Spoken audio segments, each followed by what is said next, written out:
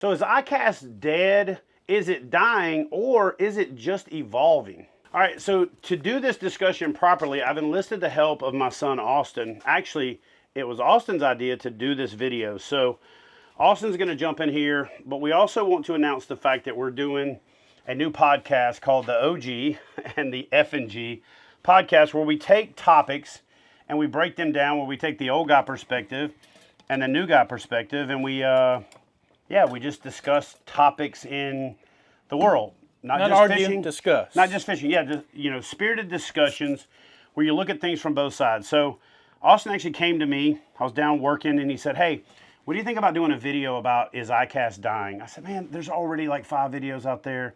They're little chicken in the sky's falling. They're clickbait. And then he read to me some notes that he wrote down, and I thought, well, you know what? That's a different perspective. We got me and you, right? We got we're not saying these definitive things. We're going to get the... What you'll see in a lot of videos is one person who has one opinion, one perspective. You've got how many years at ICAST? This is my 15th. 15th, this is my 5th.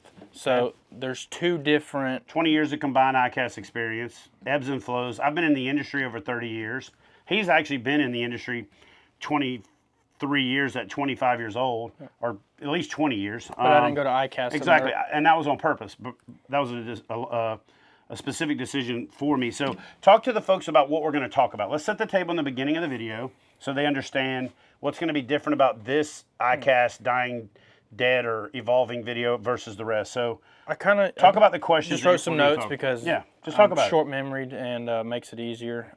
We're just going to go through about 3 or 4 topics that just hit the topics. Just give us what the topics are. We're going to talk about open to the public, which is probably the biggest one. Yay or nay on it should be. We're going to talk about private equities, PEs, conglomerates, whatever you want to call it, pulling out, what that's kind of going to do, what as far as in the industry and externally, outside looking in, inside looking out, kind of type deal. And then we're going to talk about kind of the ASA and what they do, what the American Sport Fish Association, what they do for us, and why there are some people out there that I have seen that want ICAST to fail. They just want it to go away, and then why that's bad if they were to go away, because they may or you don't know really. If you're not in the industry, you shouldn't know what the ASA is. You shouldn't be paying the membership because maybe you should. Maybe you should, but you know what I'm saying. It's not something that the public is going to know because it's not really in there. And to do that properly, we also need to talk about FET, or federal excise tax, and how the ASA advocates for proper use of it. So anyway, let's jump into that. So that's the top 3, is if it's dying and is it dying? So let's start off by you asking me the first question. Okay. I'll then decide, do I want to answer it first, or do I want to get your take on it so that I don't taint the discussion? Some of this I just need to be over here. That's just to be real. So give me the first question. What was the first question? Which one? Let's go with the big one first, the private equities. So a lot of you may know by now is Pure Fishing. They backed out. They pulled their vendorship. They didn't. That's not just one brand of Pure. That's, help me with it. Let me frame that up a little bit better. PE is one version of it. Consolidated brands is what he's talking about, where there's a company like Pure Fishing that owns like 27 or 28 brands, and they decided to leave the show. And what does that mean for the industry? Is it one of those things where there's a domino effect that's about to happen? And even if there is a domino effect, is that good for, or is that bad for the industry? You know what? I think I'll take this one first, because I do have some legit insight on this, and I'd like to hear your opinion on it after you hear some of those insights. So I am of 2 brains on this consolidation within the fishing industry game. So for example, I've got some Yamamoto stuff over here. That is the iconic green, you know it, you grew up with it, Yamamoto You almost stuff. Don't want to use it if you have the package. Exactly. It's almost like an iconic collector's item. It's not going to And so GSM, one of these, these conglomerations, one of these private equity groups that started to go out and buy up brands, has bought up Big Bite Baits and Bill Lewis and a couple of hunting companies, actually quite a few hunting companies. They've also bought, Yamamoto. And so this will be a perfect example of one of the brands where they poured gas on the fire. They freshened up the brand. And in the beginning, I wasn't a big fan of it because that's such an iconic brand. But the new branding, the new product development, the folks over at Yamamoto have absolutely killed it, But that's not always what happens. Sometimes when a big group like Pradco or Pure Fishing or GSM or those types of, or rather, Fishing, who are Rather Outdoors, which is the parent company of like Lose, Strike King, and kind of that family. Sometimes a brand gets bought and then they get kind of forgotten. They get lost in the sauce. They become an also-so brand. So again, that's a whole nother video. But the bigger issue than ICAST is brand consolidation good for the sport? And the answer to that question is sometimes. Sometimes those companies buy the brands and they pour gas on the fire, and it depends on what their motivation is. Sometimes people buy brands to kill their competition, and they have a nostalgic connection to another brand.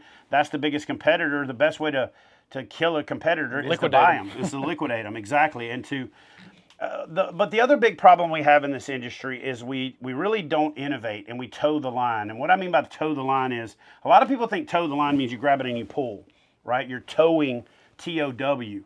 Toe the line is actually T-O-E, the line, which means you scoot up to the line. It's like a military term where you get your toes right to the line, right? Here's the line, you get your toes on it. And what this industry's been doing for the last 10 years is one person innovates and everybody else makes the same thing, okay? You come out with this little stupid-ass fuzzy ball thing, and everybody makes a little fuzzy ball thing, right? And then it looks like that damn... the funk on Old Greg. Can you cut to the funk? It's exactly, it's like the dumbest. If you know, you know. It works. If you know, you know, right? But everybody makes it. There was what, 20 versions of it at ICAST? There was a lot. And every one of them's talking about how, you notice how my ball is like a ball and like the tentacles go out and it's perimeter weighted. And you didn't come up with it. Stop acting like you innovated. Okay, I'll get off of that. But then you got companies like I don't think he likes You got companies like balls. G-Rat Baits, right? That I'm a good friend with both the owner and one of the partners in it, UFC fighter who's a good friend of mine named Clay Guida.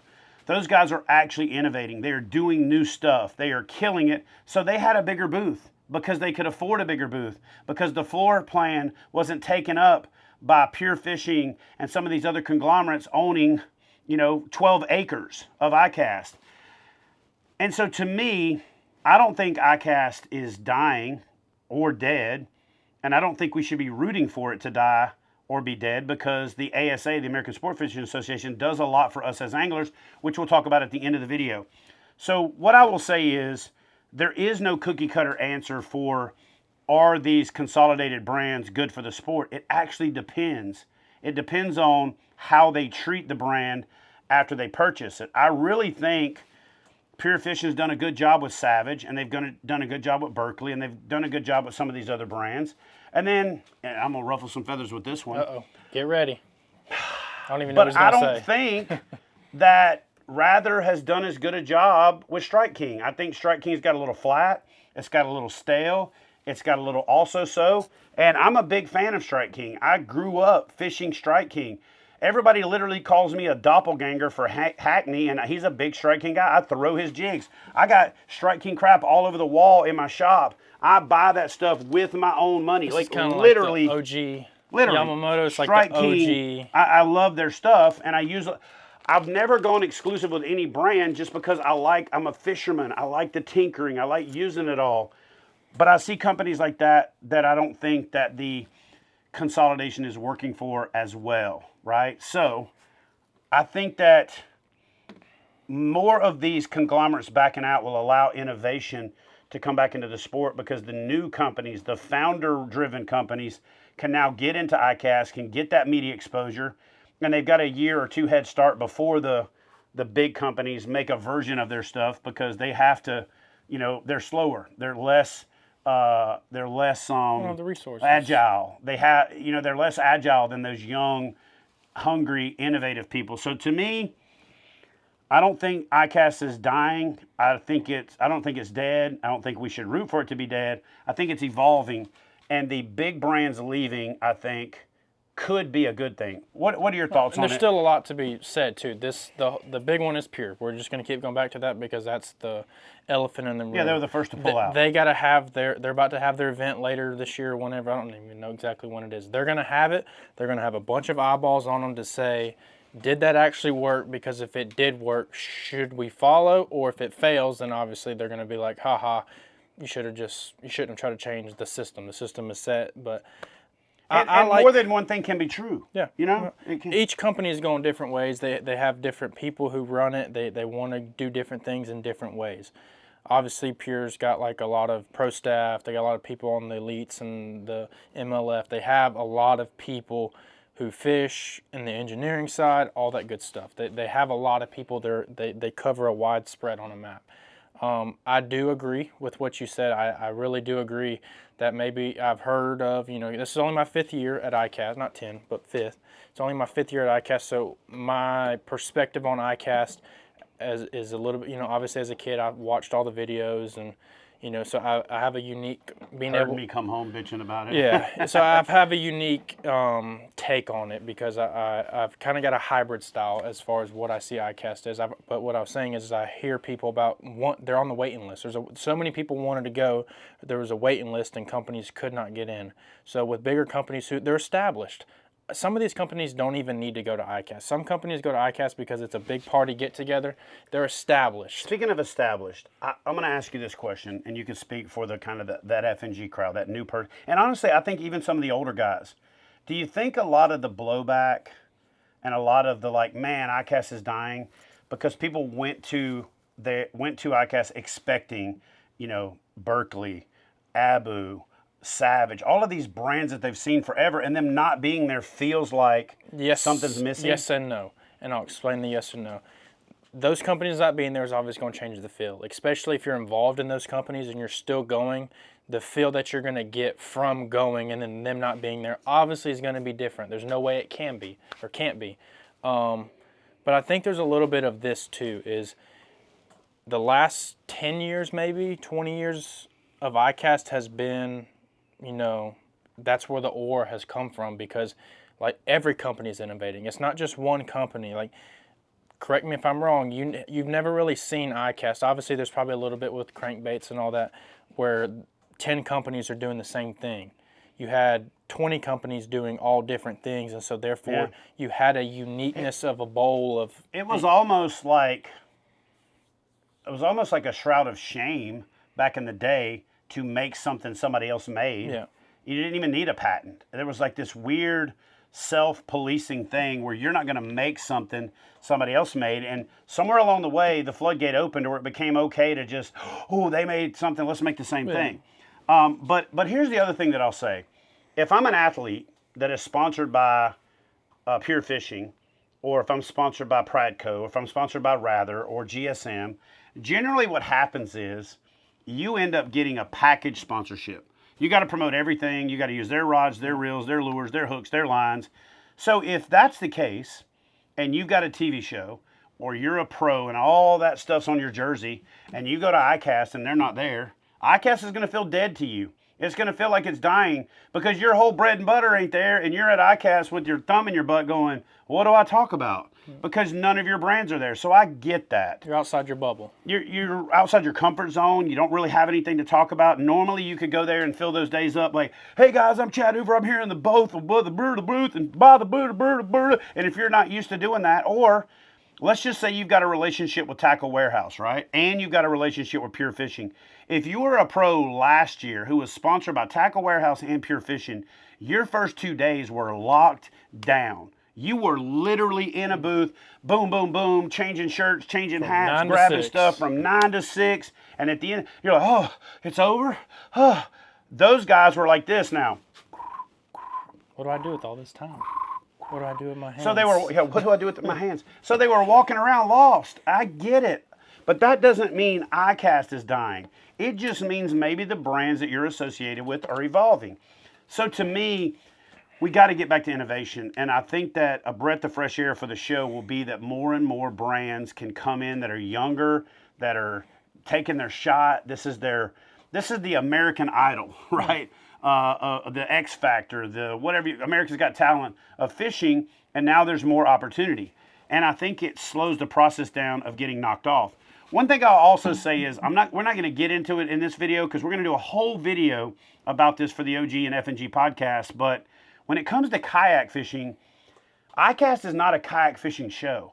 ICAST is a fishing show, and kayak fishing is a subset of it. Niche inside of a niche. And there's some very specific reasons why the paddle sports industry has kind of ebbed and flowed at ICAST.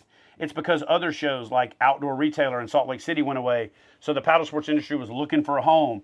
And then they tried a paddle sports retailer out in Oklahoma, but nobody wanted to go to damn Oklahoma in July when it's hot as the surface of hell and the air was so dry it was like a hairdryer blowing down your throat. It wasn't far from that, though. So again, well, yeah, but at least you're inside, right? So again, the paddle sports world is in flux and looking for a home, and ICAST just isn't it, because dealers are in the peak of their season, and it's the worst time to stop what you're doing to go to a show. It's like if Ford dropped the new F-150 like right now. You'd be like, ah, because you got all of these 2025s in stock and they're dropping the 2026s on you. We could take a note from the automotive industry and start teasing it like July, the whisper, September, August, we start a little, September, we're like, rah, rah, rah, go to your dealers now before the new ones get there, blah, blah, blah, blah, blah. Like, that's what we need to do. So anyway, we'll defer that to another discussion. All right. I want to talk to you about that because new guy to an old guy. Okay. This wasn't on the notes, but you just brought it up, so I'm going to say it because there are probably people that don't know. Why are we doing ICAST in July? It doesn't.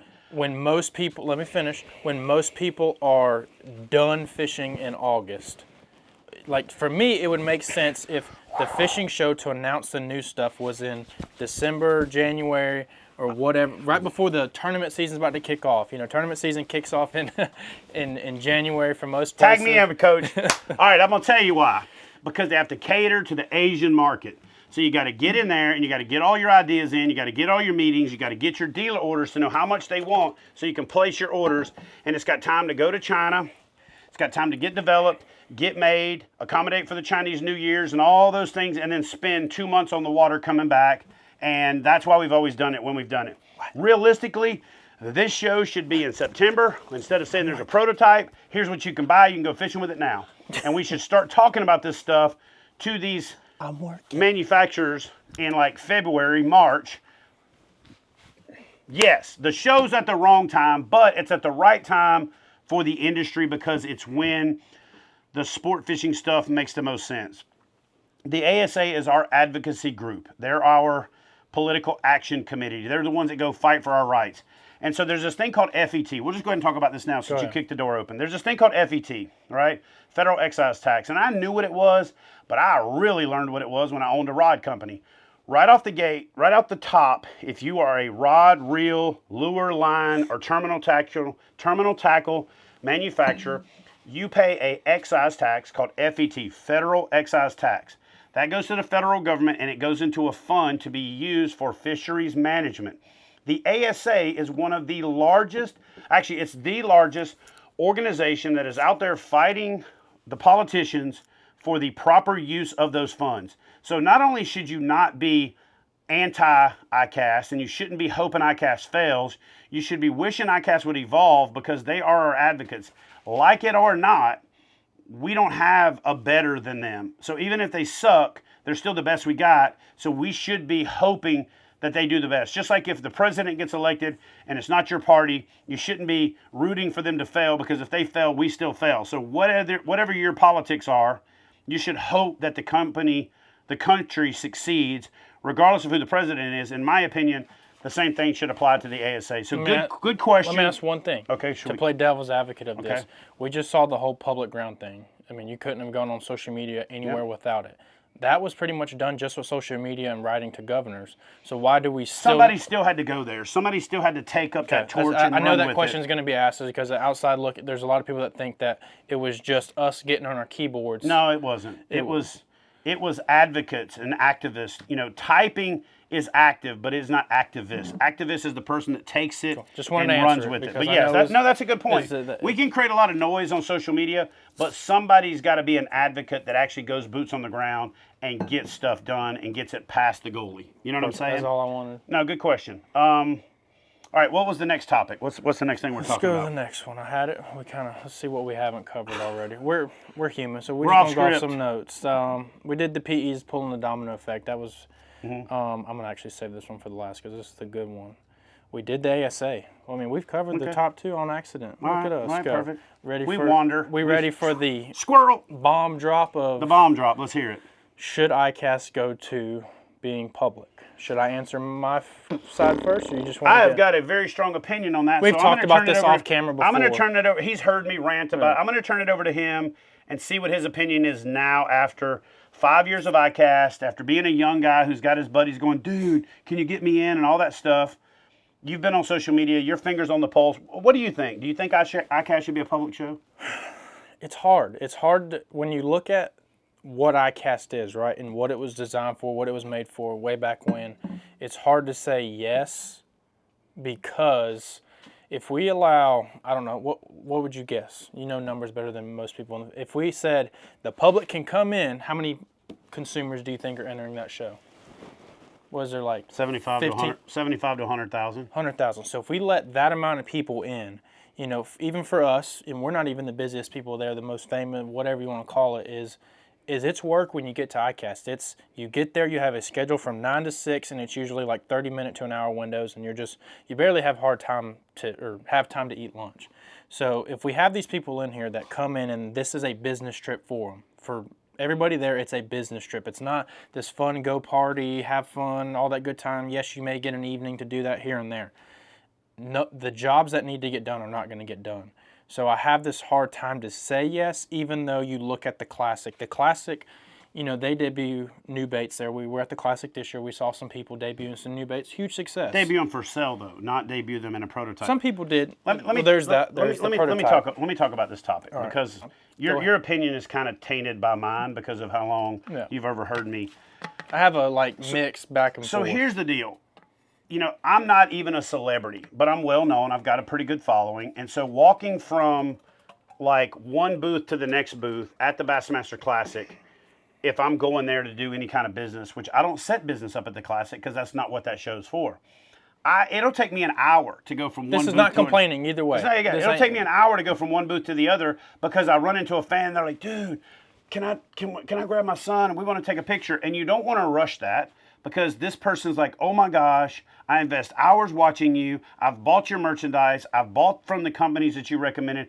I support you. So you don't want to be short with those people. But you also, in the same regard, at ICAST, you won't have time when you've got 10 minutes between 30-minute windows booked the whole day. You don't have time to stop and take pictures. Even though you want to. You don't have time for that because you just have to be somewhere. So now you end up going, look, man, I'd love to, but I got to go. And then you say, hit me up later, and then you never do. So you come across like an asshole.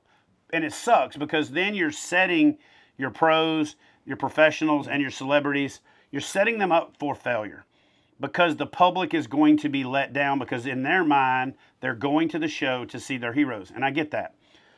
But I do have a solution. I hate to bitch unless I've got a solution. I've done it a few times in my life, here and there. But getting the steam out. Here's my solution.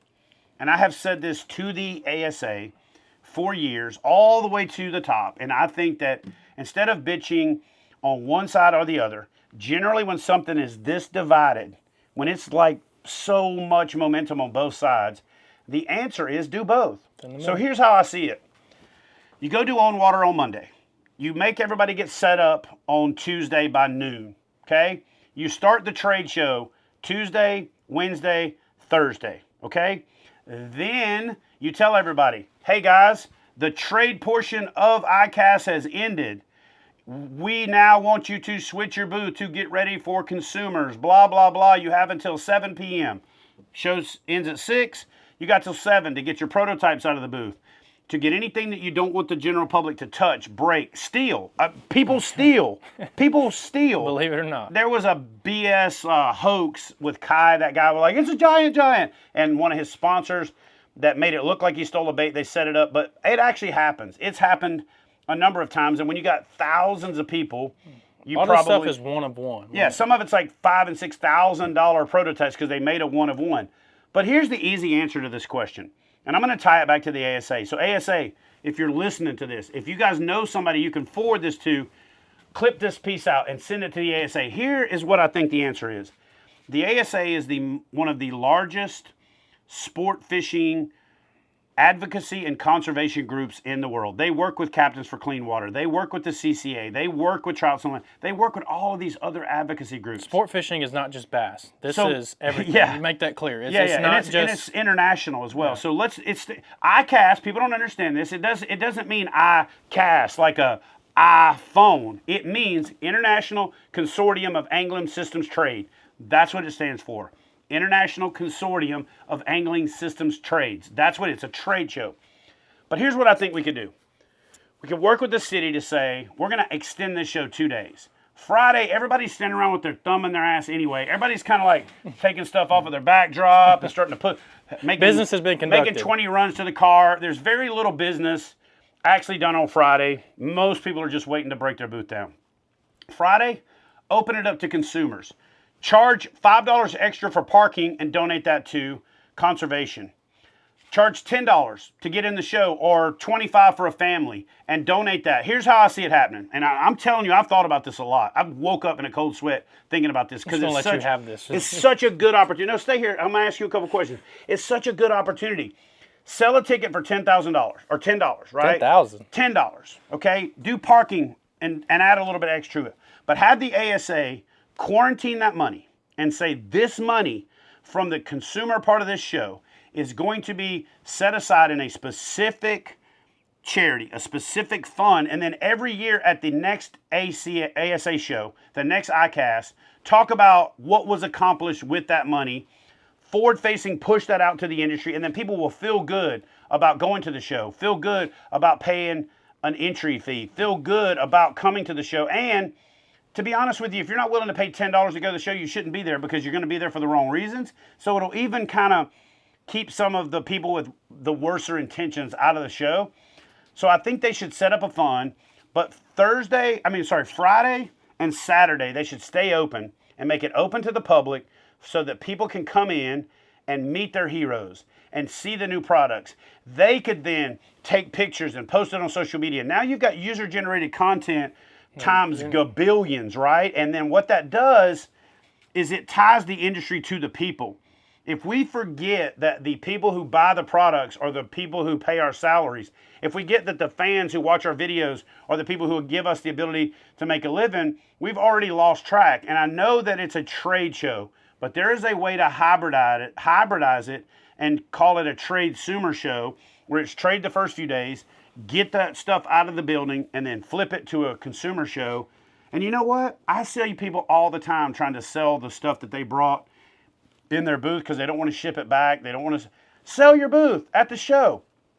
You know what I'm saying? You're even generating some money to pay for your booth, to pay for the expense of being there. And that can be critical for a smaller company. It could even allow some smaller companies. It can allow some smaller companies to come to ICAST. You might be debuting your new product that's going to be available next year, but you can bring your product you already own and sell some of it right there on the spot. And here's where it's a real kicker. This show is designed to be for dealers. That's what it's for. It's for dealers to come in and place product orders with brands. You know what I would do if I'm a dealer, and I used to be one, so I can say this as a qualified customer.